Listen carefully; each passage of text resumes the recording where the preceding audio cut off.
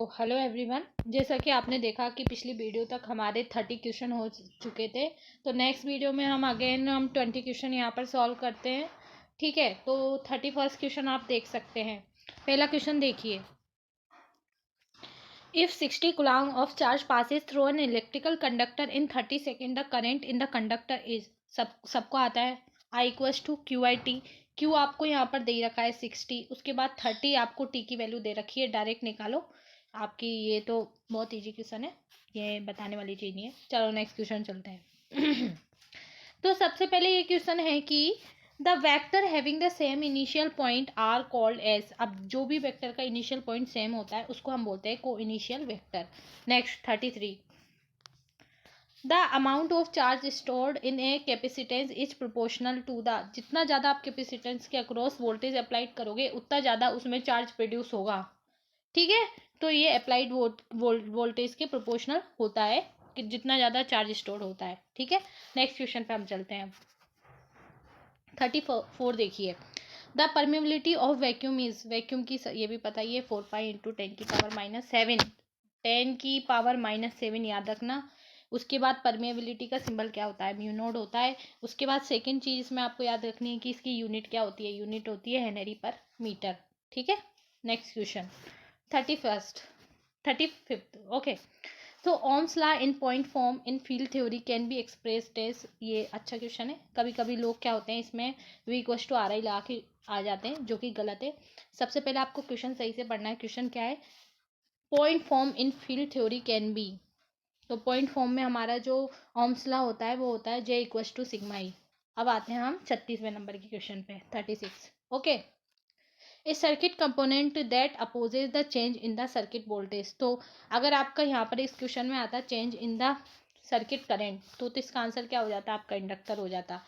लेकिन अभी इस क्वेश्चन में आया है आपका change in the circuit voltage, तो इस क्वेश्चन का आंसर हो जाएगा आपका कैपेसिटेंस। ओके, ये अपोज करता है, अगर आपका सडनली वोल्टेज में जो चेंज हो रहा है उस चीज़ को जो अपोज करती है वो होती है आपकी कैपेसिटेंस। और अगर इसकी जगह ये आ जाता है कि आपकी जो करंट में अपोजिशन होता है उसको कौन अपोज करता है, वो होता है आपका इंडक्टेंस, सॉरी। ओके, तो 37 पे आइए। यूनिट ऑफ इलेक्ट्रिकल इंटेंसिटी, ये मैंने इलेक्ट्रिक इंटेंसिटी आपको पहले भी आ चुका है, ये वाला क्वेश्चन मैंने बताया था। ई इक्वल्स टू क्या होता है, एफ वाई क्यू। एक इस वाले फॉर्मूले को आप अप्लाई कर लो। एफ की वैल्यू तो न्यूटन में हो जाती है यूनिट, और क्यू की होती है चार्ज में, तो ई की हो गया न्यूटन पर कुलाम। उसके बाद आता है E equals to V by D. V की क्या होती है वोल्ट, डी की क्या होती है मीटर, तो वोल्ट पर मीटर, दो हो गई, एक न्यूटन पर कलाम और हो गई वोल्ट पर मीटर। नेक्स्ट चलते हैं, 38 है ना। ओके, देख लो क्वेश्चन पढ़ लो जल्दी से उस वाले पेज में। देखो मैं आपको ये सारे क्वेश्चन PDF फॉर्मेट या मतलब PPT में भी लिखवा के करवा सकती हूँ, पर इससे क्या होगा, मेरी भी मेहनत ज़्यादा जाएगी और मेरे को टाइप करना पड़ेगा और वीडियोस भी आपकी लेट हो जाएंगी। इसलिए मैं डायरेक्ट आपको बुक लेके मैं सारे क्वेश्चन सॉल्व करा रही हूँ जितना जल्दी से जल्दी हो। तो देखिए, a charge is uniformly distributed throughout the space of radius a taking the potential at infinity as zero. The potential at r equals to b which is less than a. तो यहाँ पर आपको दे रखा है एक अपना uniform spare है, ठीक है, जिसपे चार्ज डिस्ट्रीब्यूटेड है। उसके बाद इसकी जो रेडियस है वो ए है। ठीक है, अब आपको निकालना है कि जो बी है इस डिस्टेंस पे आप मान के चलो, यहाँ पर आपको पोटेंशियल निकालना है।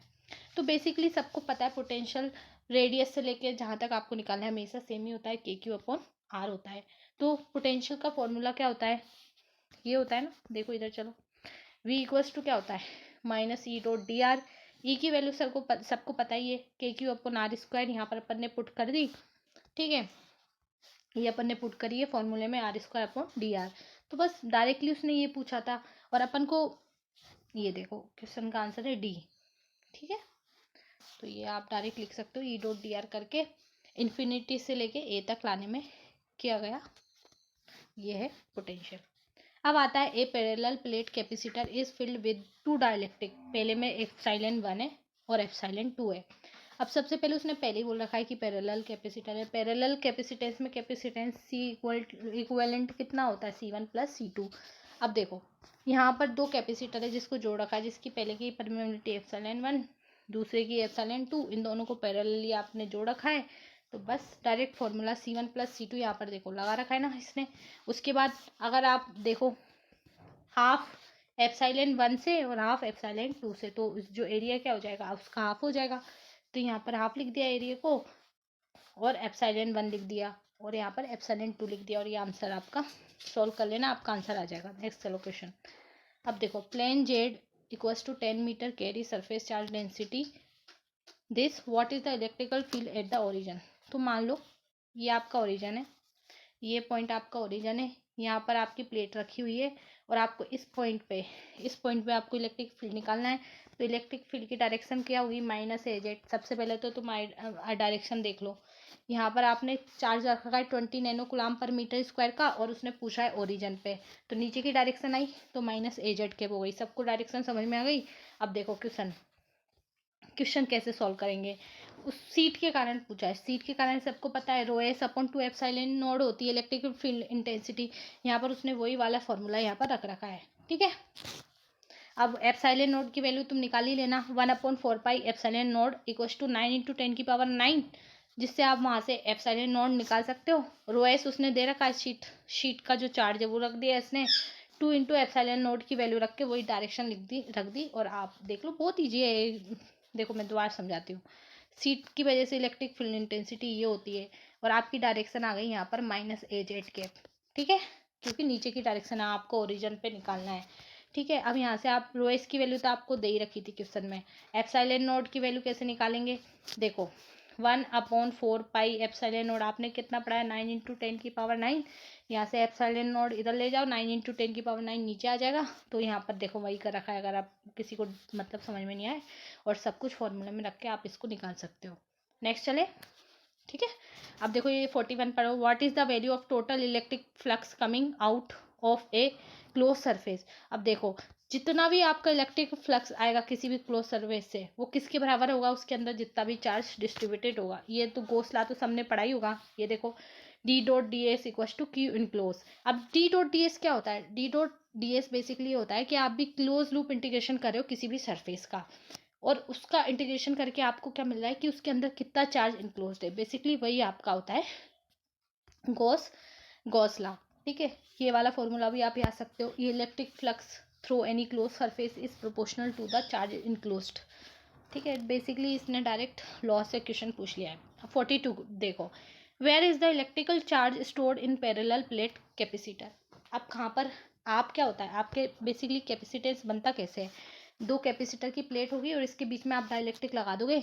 डाइलेक्ट्रिक में फिर उसके बाद इसमें आप जब पोटेंशियल अप्लाइड करोगे, वी वोल्टेज लगाओगे, तो जितना भी चार्ज स्टोर्ड होगा इसके बीच में चार्ज स्टोर्ड हो जाता है इन दोनों प्लेट के बीच। तभी तो कहते हैं कि यहाँ पर आपका क्यू स्टोर्ड हो गया।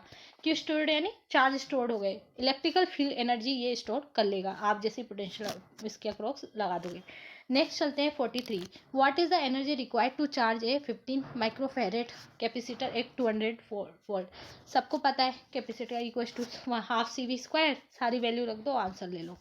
अब आता है आपका 44। An infinite sheet has a charge density of 150 micro coulomb per metre, the flux density in micro coulomb per metre square. देखो आप सबको पता ही होगा, क्या पता होगा, देखो मैं आपको बताती हूँ क्या पता होगा आपको। ये ना ये एप्सिलॉन नोट एप्सिलॉन आर और ई के इक्वल होता है, सबको पता है, ठीक है, पता है हो, चलो नहीं भी पता तो चल गया, ठीक है। उसके बाद आप देखो ये वाला क्वेश्चन, आपकी जो इनफाइनाइट सीट होती है ना, इनफाइनाइट सीट जो मैंने अभी आपको बताया था, उसकी आपकी इलेक्ट्रिक इंटेंसिटी क्या होती है, rho S upon 2 epsilon note. अब यहाँ पर क्या है, एप्सिलॉन नोट किससे मल्टीप्लाई हो जाएगा, ई से मल्टीप्लाई हो जाएगा, epsilon naught into E equals to यहाँ पर डी मिलके बना देंगे, तो यहाँ पर डी आ गया। और जो आपकी इलेक्ट्रिकल फील्ड क्या पूछा था, फ्लक्स डेंसिटी होती है, डी यानी क्या होता है, flux density, electrical flux density होती है ये, और ये होती है बी मैग्नेटिक फील्ड डेंसिटी। तो electrical field density equals to क्या हो गया, सिग्मा/2, जिसमें सिग्मा आपको सीट चार्ज दे ही रखा था अपॉन 2, ठीक है। नेक्स्ट क्वेश्चन पे चलते हैं, वो कर दो आप, डिवाइड कर दो जितना 150 को 2 से, तो आपका आंसर आ जाएगा 75। नेक्स्ट क्वेश्चन पे आइए, an electrical field of newton per coulomb is maintain across two plate separated distance दे रखी है, पोटेंशियल डिफरेंस अक्रॉस प्लेट। अब देखो ई दे रखा है आपको यहाँ पर, क्योंकि आप देख लो इसकी यूनिट देखो, मैंने अभी आपको कितनी यूनिट पढ़ाई है, ई की यूनिट क्या होती है, न्यूटन पर कूलम, और उसी यूनिट में आपका ये क्वेश्चन में दे रखा है इलेक्ट्रिकल फील्ड, ठीक है। उसके बाद आपसे पूछा है पोटेंशियल, तो आप सबको पता है ई इक्वल टू क्या होता है, वी बाई डी, और आपसे वी पूछा है, इन दोनों को मल्टीप्लाई करो, आंसर निकालो। उसके बाद ये 46, inside a conducting sphere remains constant, क्या मैंने क्या बोला, आप जब भी किसी भी सरफेस का पोटेंशियल आपको निकालना हो, तो पोटेंशियल की सरफेस उसकी उसकी रेडियस तक उसका जो पोटेंशियल होता है वो हमेशा कांस्टेंट रहता है। Centre to radius always constant, चाहे उसके बाहर भी आप इसको कैलकुलेट कीजिए, potential will always be constant, ठीक है। तो हमेशा इसका आंसर आ जाएगा डी, सॉरी, सो डी, कि इनसाइड ए कंडक्टिंग स्फीयर, देखो एक बार और देख लो, inside a conducting sphere potential remain constant, ठीक है। नेक्स्ट चलते हैं question 47, if small charge drops are combined to give a bigger drops the rise in potential will be, ठीक है। अब देखो, a small charge drops are combined to give a bigger drop, the rise in potential will be inversely proportional to radius of bigger drop. अब याद कर लो, मतलब मैं इसका प्रूफ दूंगी तो अभी बहुत सारा टाइम लग जाएगा, इससे अच्छा आप याद रखो, हमेशा inversely proportional to bigger drop होगा। नेक्स्ट क्वेश्चन चलते हैं, a thunder cloud above the earth sets up a vertical electrical field of 50. In this field there is a raindrop carrying a charge, this electrostatic force, this, अब देखो दोबारा वही आ गया electrostatic force. तो force क्या होता है, मैंने आपको बताया, ये ई दे रखा है, ई इक्वल टू क्या होता है, एफ बाई क्यू। तो वही आप फोर्स निकाल लो, आपको इसमें ई दे रखा था क्वेश्चन में और क्यू भी दे रखा था। 49 देखो, ए फ्लैट स्लैब ऑफ डाइलेक्ट्रिक, आपको एप्सिलॉन आर दे रखा है, ठीक है। उसके बाद आपसे पूछा है नॉर्मल फ्लेस, ये वाला क्वेश्चन पढ़िए 49, एक सेकेंड बच्चों। Epsilon R equals to 5 is placed normal to a uniform field with a flux density D equals to 1 coulomb per metre square, the slab is uniformly polarised, what is the polarisation P of the slab in the coulomb per metre square. देखो इसका एक formula है जो आपको याद रखना है, जो पोलराइजेशन होता है, फॉर्मूला ही होता है पोलराइजेशन का। आपसे पी जब भी पूछा जाए तो आपको लगाना है जो आपकी रिलेटिव परमेबिलिटी दे रखी होगी, epsilon R minus 1 upon epsilon R into जो आपका डी दे रखा होगा। डी नहीं भी दे रखा होगा तो डी आप कैसे निकाल सकते हो, एप्सिलॉन आर इंटू ई, ई जरूर दे रखा होगा। तो इसमें देखो आपको क्या निकालना है, पी निकालना है, एप्सिलॉन आर आपको दे रखा है और डी भी दे रखा है, तो डायरेक्ट फॉर्मूला लगाओ और आंसर निकालो, ठीक है।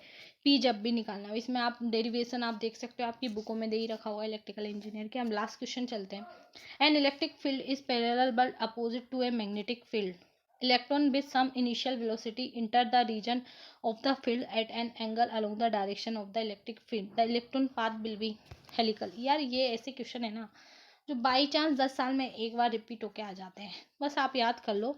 देखो आंसर क्या लिख रखा है मैं वो पढ़ देती हूँ, the electric field is parallel but opposite to magnetic field, electron with some initial velocity enter the region of at an angle along the direction of the electrical field, then electron path is helical. So मतलब मुझे भी ये question में बहुत ज़्यादा doubt था, समझ में नहीं आया, तो मैं डायरेक्ट इस क्वेश्चन को पढ़ लिया, ठीक है। Thank you. तो गाइज मैं आपसे बोलना चाहती हूँ please subscribe my channel, and next video में 51 से हम क्वेश्चन शुरू करते हैं। Thank you.